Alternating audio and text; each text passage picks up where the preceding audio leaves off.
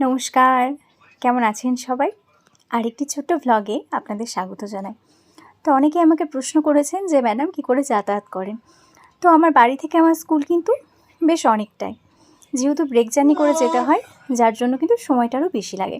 এই ধরুন বাড়ি থেকে 5-7 মিনিট সাইক্লিং করে তারপরে বাস স্টপে যাই, সেখান থেকে বাস ধরি, প্রায় 1 ঘন্টা জার্নি, কালনাঘাটে পৌঁছাই এবং তারপরে সেখান থেকে পুনরায় ঘাট পারাপার হই। তো আপনারা যে দৃশ্যটা দেখতে পাচ্ছেন এটা কিন্তু ঘাট পারাপারে। আমি স্কুল থেকে আসার পথে একটু সময় পেয়েছিলাম, দেখেছিলাম বেশ ফাঁকাও রয়েছে, সুতরাং একটু ভিডিও করা যাবে, তো সেই জন্য এটাকে ক্যামেরাবন্দি করেছিলাম।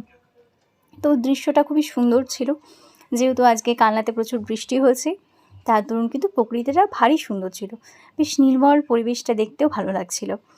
তো লঞ্চে ওঠার পরে লঞ্চ পার হই, লঞ্চ পার হওয়ার পরে আমাকে আবার টোটো বা অটো করে একটা জায়গা রয়েছে আমার স্কুলের নিকট, সেইখানে আমি যাই। তারপরে সেখান থেকে আবার হাঁটা পথ রয়েছে প্রায় 5-7 মিনিট, তারপরে আমি স্কুলে পৌঁছাই। যার জন্য কিন্তু সারাদিন মোটামুটি বেশ ভালোই জার্নি হয়, কারণ যাওয়ার পথেও বেশ জার্নি হয়, আবার আসার পথেও হয়। তো আমার কলিগরা পাশে রয়েছেন, ওনাদেরকেও ভিডিও করছিলাম, তাই ওনারা একটু হাসছিলেন যে অঙ্কিতা কী করছে। তো সেই সময় বেশ মজা হচ্ছিল কথাবার্তা বলতে। তো এইভাবেই রোজ আমি ঘাট পারাপার হই। তবে আজকের দৃশ্যটা কিন্তু বেশ মনোরম ছিল, একটু ভিন্ন প্রকৃতির, কেননা দেখতেই পাচ্ছেন যে বর্ষার সময় এটা যদিও একটু পেরিয়ে এসেছি আমরা, কিন্তু তবু যেহেতু বৃষ্টি হচ্ছিল, তাই গঙ্গার জলে কিন্তু একটু উথাল পাতাল লক্ষ্য করা যাচ্ছিল। তো আপনারা দেখতেই পাচ্ছেন সামনে আরেকটি লঞ্চ রয়েছে। আসলে আমাদের লঞ্চটা ওপার থেকে ছেড়ে চলে এসেছিল, কিন্তু এই পাশের লঞ্চটা তখনও পর্যন্ত ছাড়েনি, যার দরুন কিন্তু আমাদের একটু অপেক্ষা করতে হয়েছিল।